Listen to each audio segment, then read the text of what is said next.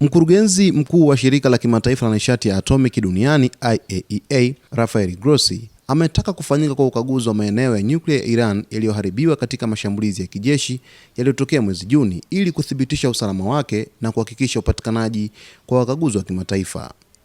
Akizungumza katika mahojiano na shirika la habari la RIA Novosti, Grossi alisema IAEA inalenga kutembelea vituo vya nyuklia vya Iran vilivyolengwa na mashambulizi ya Marekani, akisisitiza kuwa hatua hiyo ni muhimu ili kuthibitisha hali ya usalama wa maeneo hayo na uwezo wa wakaguzi kuyafikia.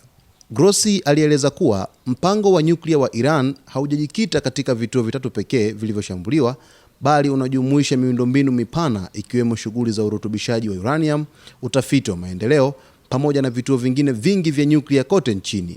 Aliongeza kuwa Irani pia ina kituo cha kuzalisha umeme wa nyuklia na mipango ya kujenga vituo vingine kwa ushirikiano na Urusi. Kwa mujibu wa Grossi, chini ya mkataba wa kuzuia ueneaji wa silaha za nyuklia NPT na makubaliano ya ulinzi wa nyuklia, Irani ina wajibu wa kuruhusu upatikanaji wa wakaguzi wa IAEA katika vituo hivyo. Hata hivyo, alisema Irani inadai baadhi ya maeneo yaliyoshambuliwa hayako salama au hayafikiki, jambo ambalo linahitaji kuthibitishwa na wakaguzi huru.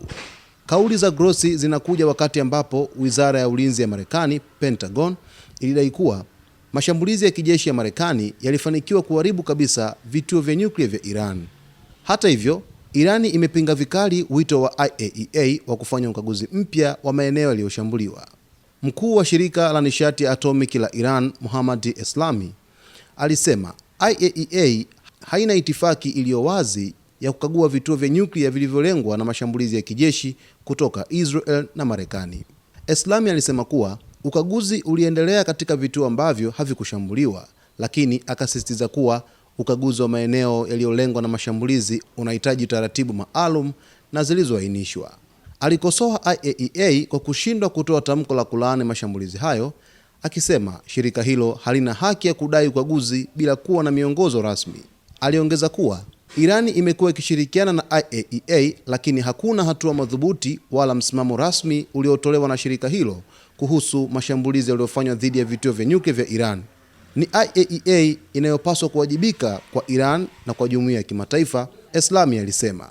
Kwa mujibu wa taarifa za Iran, vituo vyote vya nyuklia vya nchi hiyo vimesajiliwa na viko chini ya usimamizi wa IAEA, na hali ya sasa inahitaji uwajibikaji wa shirika hilo badala ya kuendelea kuihoji Iran. Mashambulizi hayo yalianza tarehe 13 Juni mwaka 2025 wakati Israel ilipoanzisha shambulio dhidi ya Iran wakati mazungumzo ya nyuklia kati ya Tehran na Washington yakiendelea. Vita hivyo vya siku 12 vilisababisha vifo vya takribani watu 1064, wakiwemo makamanda wa kijeshi, wanasayansi wa nyuklia pamoja na raia. Marekani pia ilishiriki katika vita hivyo kwa kushambulia vituo vitatu vya nyuklia vya Iran, hatua ambayo Tehran imeitaja kuwa ukiukwaji mkubwa wa sheria za kimataifa.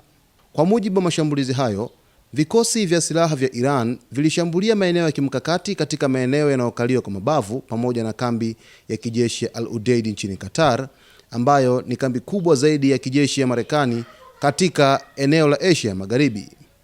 Tarehe 24 Juni 2025, Iran ilitangaza kusitishwa kwa mashambulizi baada ya operesheni zake za kulipiza kisasi kulazimisha kusitishwa kwa mapigano. Kwa taarifa zaidi, mtazamaji wetu, basi usisite kusubscribe channel yetu, lakini kulike, kucomment pamoja na kushare.